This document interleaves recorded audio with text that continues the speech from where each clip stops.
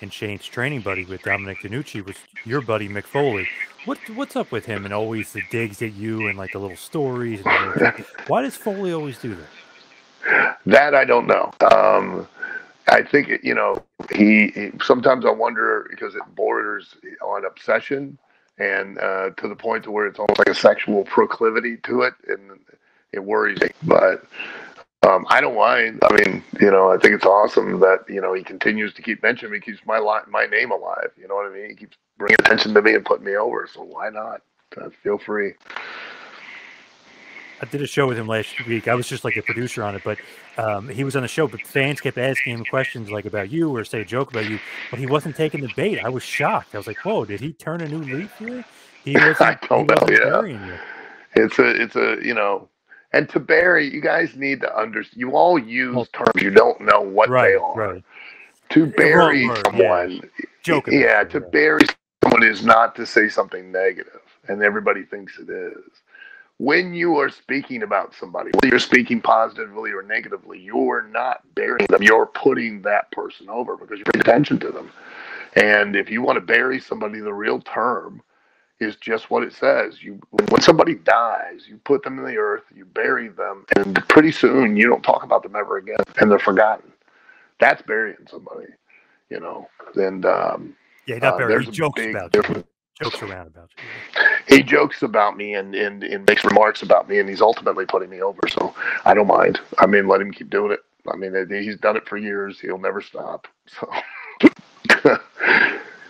What was like the genesis of that, though? Was there like a starting point where he was like, "Yeah"?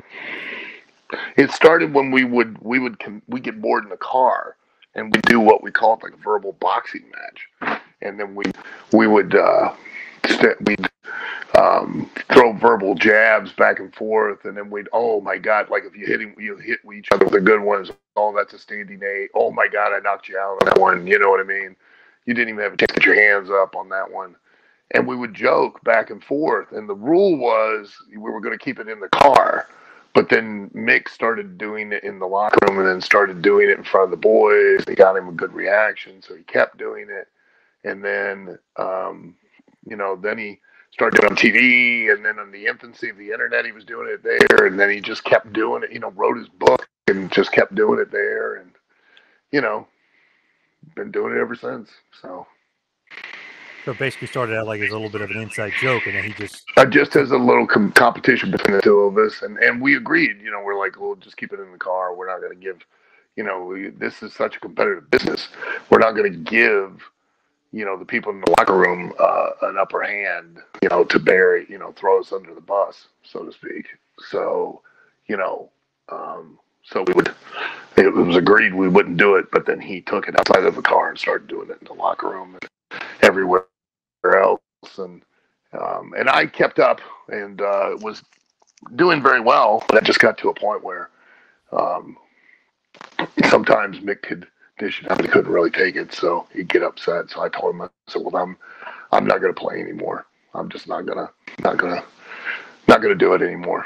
And I stopped, and he kept going. So, because even when he does some of his live shows, I know I saw one on WWE Network. He's like sneaks in a little Al Snow joke. I was like, man, he's still going. I can't believe that. yeah, he's still at it. Yeah, still throws them in there. What is it like traveling with him? But he just, to me, it seems like he's like a jovial guy, but you always see, obviously the character, Mankind and Cactus Jack. Like, so is there like a crazy side to him, or is he the Santa Claus that he?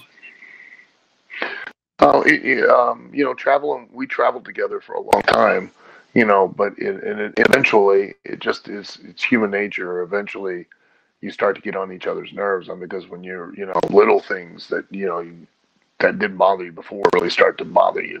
Thank you for watching the Hannibal TV. Please like this video if you enjoyed it, and click the subscribe button to not miss any of our latest shoot interviews, match videos, or news updates. Support us on patreon.com for $1.99 a month to watch our full shoot interviews ad-free and help our channel grow. Follow us on Twitter at the Hannibal TV for instant updates.